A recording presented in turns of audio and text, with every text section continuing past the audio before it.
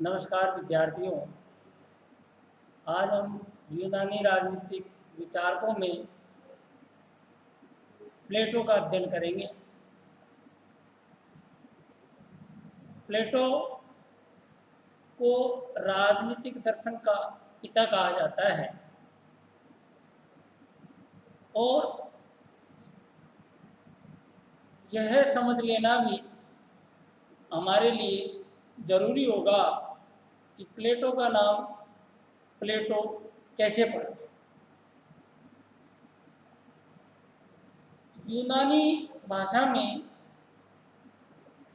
जिस व्यक्ति के कंधे चौड़े व हष्ट-पुष्ट होते हैं उसे प्लाटोन कहा जाता है और प्लाटोन शब्द धीरे धीरे धीरे बदलते हुए क्रम में प्लेटो के नाम से जाना जाने लगा। अब हमें स्पष्ट हो गया है कि प्लेटो एक हष्ट-पुष्ट शरीर वाला, कंधे चौड़े वाला युवक था और इनके गुरु का नाम सुकरात था। सुकरात से इन्होंने दर्शन का ज्ञान प्राप्त किया और उसे राजनीति में लागू किया, इसलिए प्लेटो को राजनीतिक दर्शन का पिता कहा जाता है।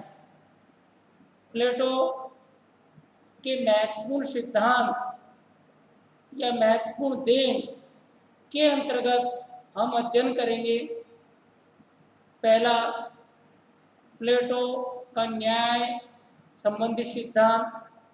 दूसरा, साम्यवाद संबंधी सिद्धांत। तीसरा, आदर्श राज्य।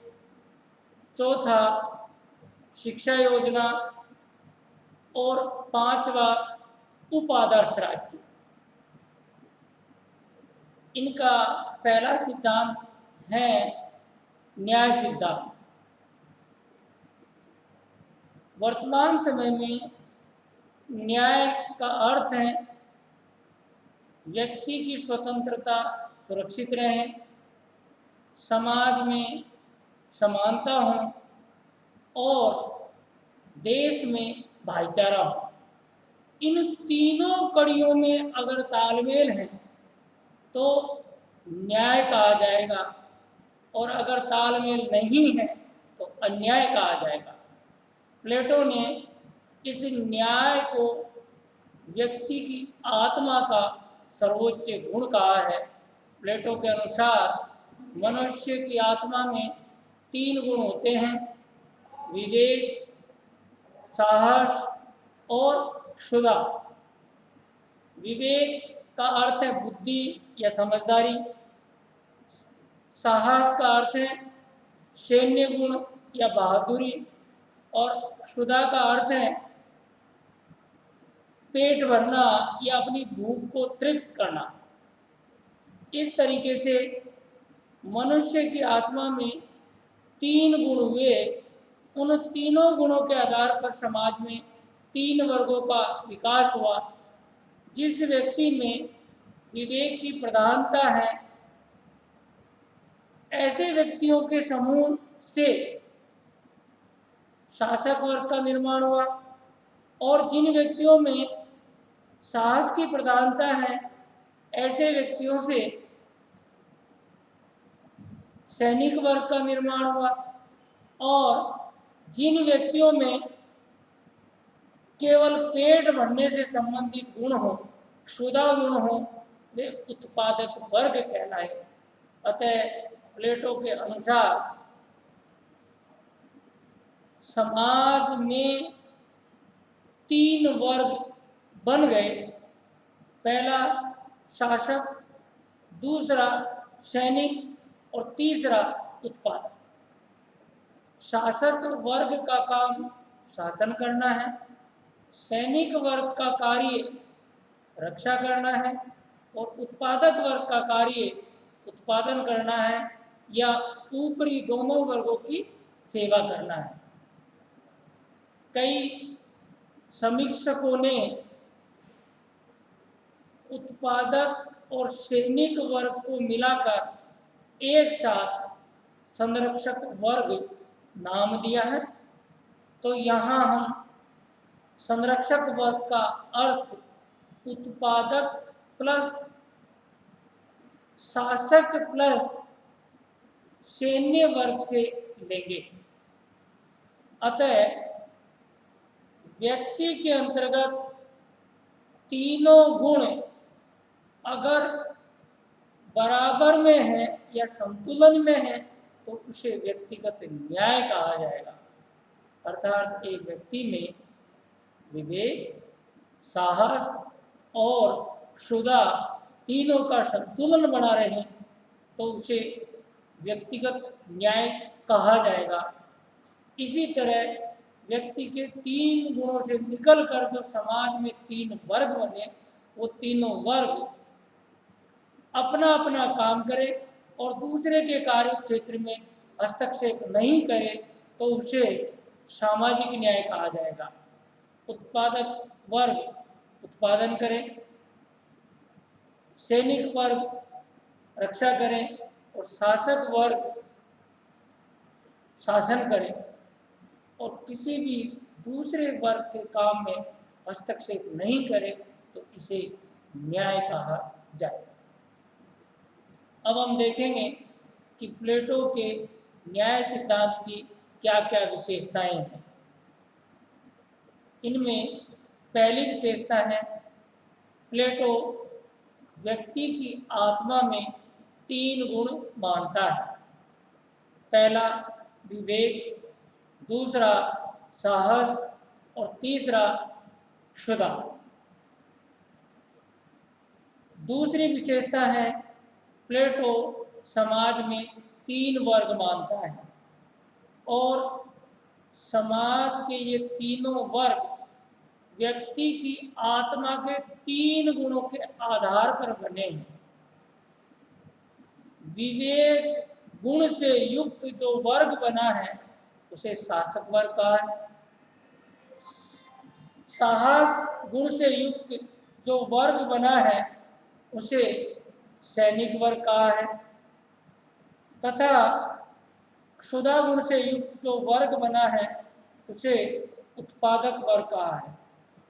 अतः समाज में तीन वर्ग प्लेटो के न्याय सिद्धांत की दूसरी विशेषता है।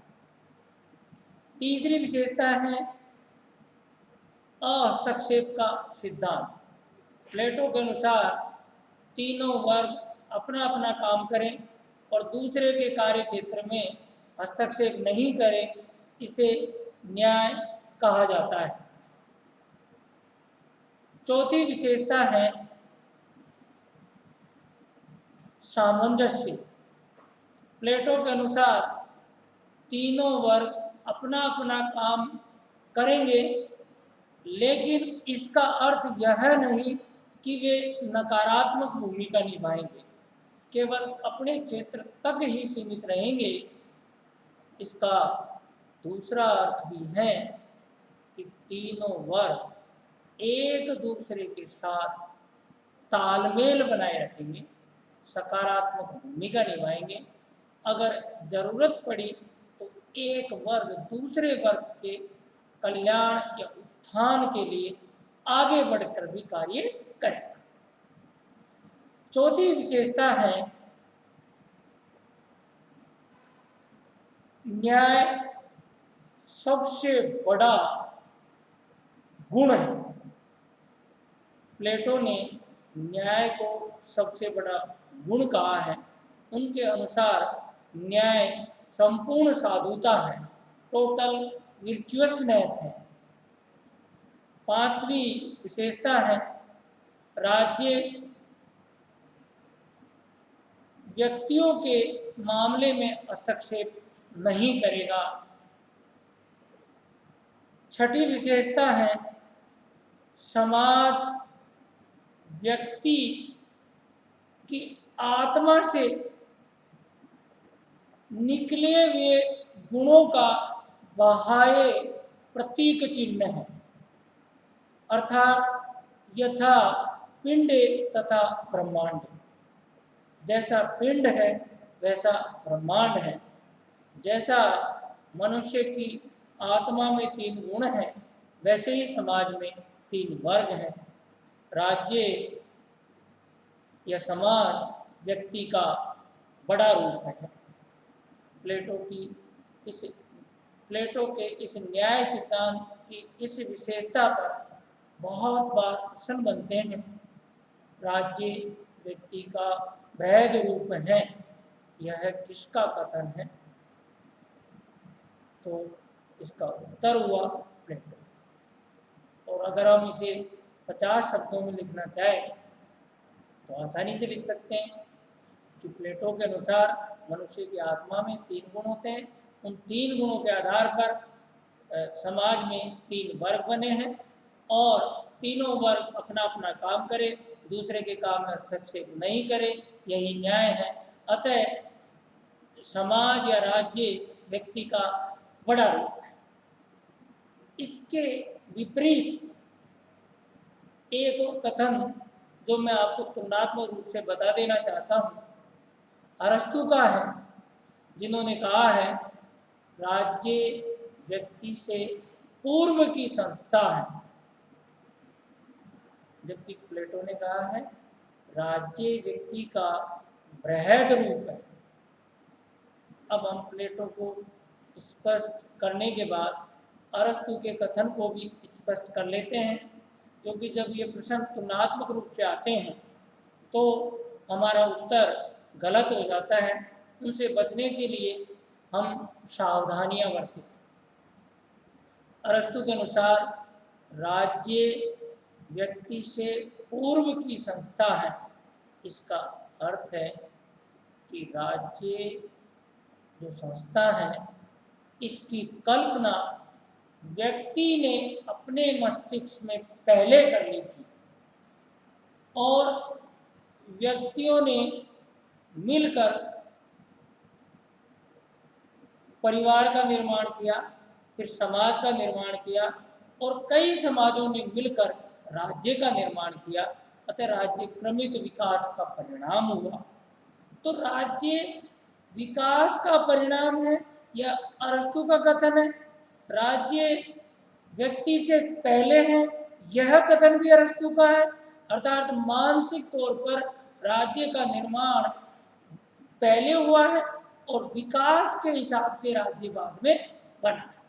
तो प्लेटो और अरस्तु का राज्य के संबंध में इस तुलनात्मक अध्ययन को हम प्लेटो के न्याय सिद्धांत में देख चुके हैं और कल हम प्लेटो के साम्यवाद के सिद्धांत को पढ़ेंगे।